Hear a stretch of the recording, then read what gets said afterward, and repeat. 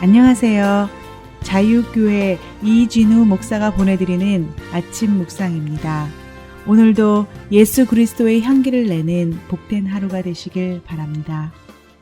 3월 2일 목요일 아침 묵상입니다. 오늘은 내 아버지가 아니라 우리 아버지라는 제목으로 마태복음 6장 9절의 말씀 묵상합니다. 그러므로 너희는 이렇게 기도하라. 하늘에 계신 우리 아버지여, 이름이 거룩히 여김을 받으시오며. 사순절 8번째 날입니다. 오늘도 자기 십자가를 지고 주님이 가신 십자가의 길을 따를 수 있기를 바라며 목요일 아침 묵상 시작합니다. 많은 교인이 예배 때마다 주기도문으로 기도를 하면서도 정말 대수롭지 않게 여기는 것이 있습니다. 하지만 이것은 예수님께서 가르쳐 주신 주기도문에서 그 어떤 것보다 매우 중요한 단어이며 개념입니다. 그것은 바로 기도를 들으시는 하나님께서 내 아버지가 아니라 우리의 아버지라는 사실입니다. 예수님께서는 제자들에게 기도를 가르치시며 하늘에 계신 내 아버지여 라고 가르치지 않으셨습니다. 예수님께서는 제자들에게 하늘에 계신 우리 아버지여 라고 기도하라고 가르치셨습니다. 예수님께서 가르치신 주기도문을 보면 그 짧은 기도에 우리라는 단어가 무려 6번이나 반복되고 있습니다. 마태복음 6장 9절이죠. 하늘에 계신 우리 아버지여. 또 마태복음 6장 11절 오늘 우리에게 일용할 양식을 주시고, 마태복음 6장 12절에는 우리라는 단어가 무려 3번이나 반복합니다. 우리가 우리에게 죄 지은 자를 사하여 준 것 같이 우리 죄를 사하여 주시옵고, 마태복음 6장 13절이죠. 우리를 시험에 들게 하지 마시옵고. 이처럼 우리말 성경에는 우리라는 단어가 6번 나옵니다. 하지만 원어 성경인 헬라어 성경에는 우리라는 단어가 무려 9번이나 반복하여 나옵니다. 이것이 무엇을 의미합니까? 예수님께서 가르쳐 주신 주 기도문은 나만을 위한 기도가 아니라 우리를 위한 기도라는 것입니다. 하지만 한국 교인의 경우 내 아버지나 우리 아버지나 그거라는 식으로 우리라는 표현을 대수롭지 않게 여깁니다. 왜냐하면 우리라는 표현은 한국 문화에서 아주 오랫동안 매우 폭넓게 사용하고 있기 때문입니다. 친구와 대화할 때도 우리 남편, 우리 아내라는 표현을 서슴없이 합니다. 어떤 경우에도 우리 남편 또는 우리 아내라고 할 수 없는데도 습관적으로 우리는 우리라는 표현을 자연스럽게 사용합니다. 그래서 대다수 한국 교인들은 하늘에 계신 우리 아버지라고 기도하면서도 이것을 나의 아버지와 똑같은 의미로 사용합니다. 하지만 예수님께서 가르쳐 주신 주기도문의 앞뒤 맥락을 보면 우리에 담긴 매우 특별한 의미를 발견할 수 있습니다. 우리가 이미 묵상하였던 마태복음 5장 23절과 24절을 보면 다음과 같은 말씀이 기록되어 있죠.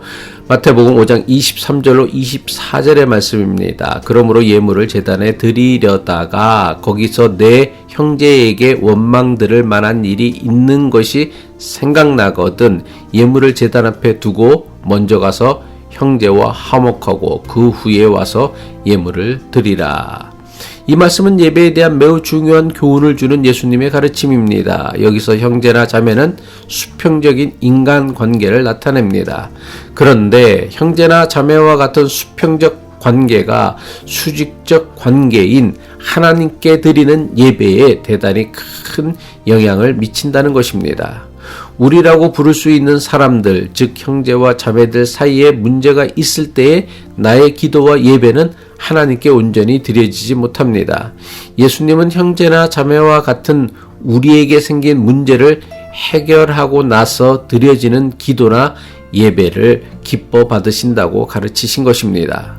예수님은 주기도문으로 기도를 가르치신 다음에도 우리가 서로의 잘못을 용서하는 것이 대단히 중요하다고 가르치셨습니다.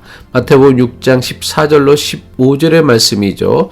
너희가 사람의 잘못을 용서하면 너희 하나님 아버지께서도 너희 잘못을 용서하시려니와 너희가 사람의 잘못을 용서하지 아니하면 너희 아버지께서도 너희 잘못을 용서하지 아니하시리라. 예수님께서 가르쳐 주신 주기도문에는 이미 나에게 잘못한 사람을 용서하라는 기도가 포함되어 있습니다. 마태복음 6장 12절이죠. 우리가 우리에게 죄 지은 자를 사하여 준 것 같이 우리의 죄를 사하여 주시옵고. 그런데 예수님은 주기도문을 가르치고 나서 곧바로 또다시 용서에 대해 말씀하신 것입니다. 예수님께서는 하나님께 드리는 기도에 있어서 수평적 관계인 사람과 사람 사이에서의 용서를 중요하게 가르치신 것입니다. 이것이 무엇을 의미합니까? 예수님께서 가르쳐 주신 주기도문은 나만을 위한 기도가 아니라 우리 모두를 위한 기도라는 것입니다. 하지만 많은 교인이 주기도문으로 기도하면서도 우리가 가진 영적 의미를 깊이 생각하지 않고 그냥 나만을 위한 기도로 하나님께 드립니다. 그 결과가 무엇입니까? 우리의 기도가 우리 모두의 평화를 위한 기도가 아니라 나만의 필요를 아뢰는 기도로 전락하였다는 것입니다.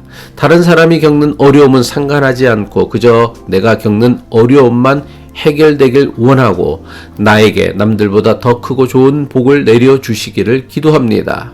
물론 우리의 기도가 아닌 나의 기도가 개인의 경건한 삶과 영적 성숙을 추구하는 도구로도 사용될 수 있을 것입니다.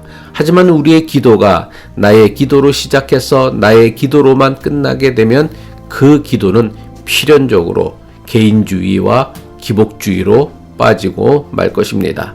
기도하겠습니다. 하늘에 계신 우리 아버지, 우리의 기도를 들으시는 하나님은 나만의 아버지가 아니라 우리 모두의 아버지이심을 기도할 때마다 깨닫게 하옵소서.